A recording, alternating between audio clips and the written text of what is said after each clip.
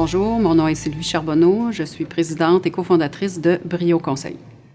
Alors, professionnellement, j'ai commencé ma carrière dans le monde informatique. J'avais fait un bac en mathématiques, donc c'était un lien logique. Et j'ai grandi dans le monde des projets.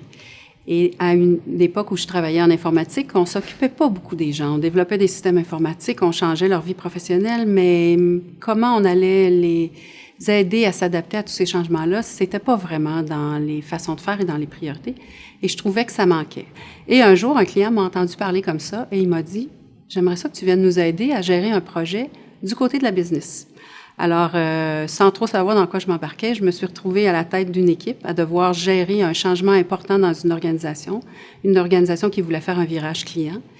J'ai super aimé ça. J'ai découvert un monde fascinant. On a eu la chance d'aider des gestionnaires, d'aider des employés à s'adapter à un changement majeur. J'ai beaucoup appris là-dedans et j'ai fait de la gestion du changement dans quelques entreprises de consultation pour un jour décider que je voulais le faire à ma façon. Et donc, c'est comme ça qu'est né Brio Conseil, une entreprise qui existe maintenant depuis près de 8 ans. Et notre spécialité, notre mission, c'est d'aider les entreprises à mieux gérer leur changement, à accompagner les gestionnaires, les décideurs et les employés à passer à travers des transformations. Parmi nos valeurs, on a la collaboration, la créativité, il faut toujours être à la fine pointe.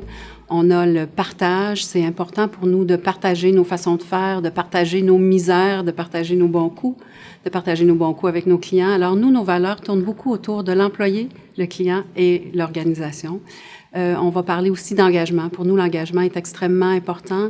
Engagement chez l'employeur, engagement chez le client, extrêmement important. Et je considère aussi que c'est important de redonner à la communauté.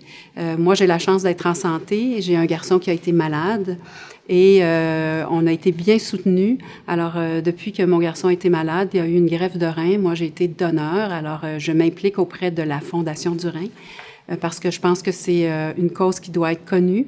Et ce que je souhaite, c'est qu'à travers mon métier de gestion du changement, je sois capable d'apporter à la société québécoise un changement plus profond pour amener les gens à considérer de signer leur carte de don d'organes.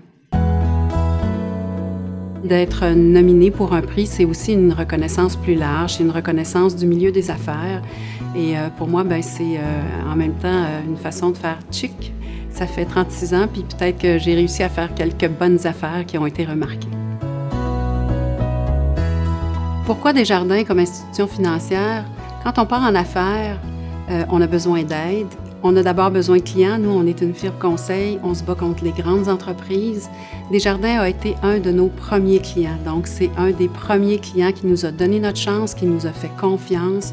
Desjardins a toujours été là pour nous aider à avoir des bons mandats, faire des beaux projets avec eux.